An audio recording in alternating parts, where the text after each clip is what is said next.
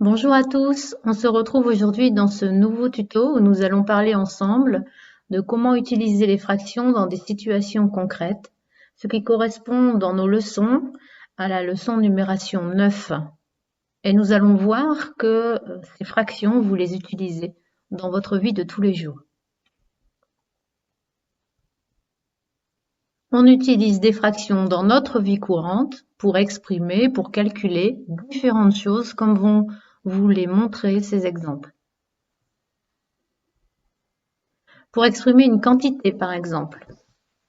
Ainsi, nous avons devant nous une tablette de 18 carrés de chocolat. Si nous voulons exprimer la quantité une demi-tablette de 18 carrés, c'est donc 18 divisé par 2, ce qui correspond à la quantité de 9 carrés. Une demi-tablette égale la moitié de la tablette. On peut utiliser des fractions dans la vie courante pour exprimer et calculer une aire, c'est-à-dire la mesure de la surface, comme la mesure de la surface de ce disque. La partie que vous voyez en rose correspond à un quart de l'aire du disque, un quart de la surface de ce disque. Ce disque a été coupé en 4 parties égales, c'est ce que nous avions vu au tuto précédent, et ce qui correspond à un quart.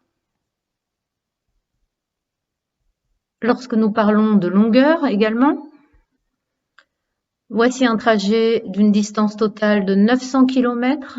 Imaginons que nous voulons réaliser un tiers de ce trajet. Selon le principe des parties égales, pour les fractions, nous savons donc que nous devons couper en 3 parties égales ces 900 km. Il s'agit donc de 3 parties qui mesurent 300 km chacune. Un tiers du trajet de 900 km est donc 300 km. Pour exprimer et calculer une masse, par exemple ce poids d'1 kg, si nous voulons exprimer un demi ou la moitié de ce kilogramme, c'est donc 2 poids de 500 grammes. La moitié d'1 kilogramme est donc égale à 500 grammes.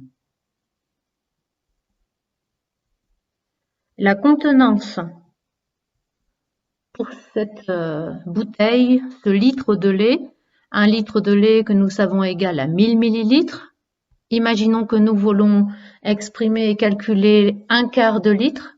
Un quart, c'est donc 1000 millilitres divisé en 4 parties égales, c'est-à-dire 250 millilitres à chaque fois. Un quart de litre égale 250 millilitres. Pour la durée ou le temps, comme nous avons vu précédemment en classe, nous savons qu'une heure égale 60 minutes. Un quart d'heure, c'est donc 60 minutes divisé en 4 parties égales. Un quart d'heure égale 15 minutes.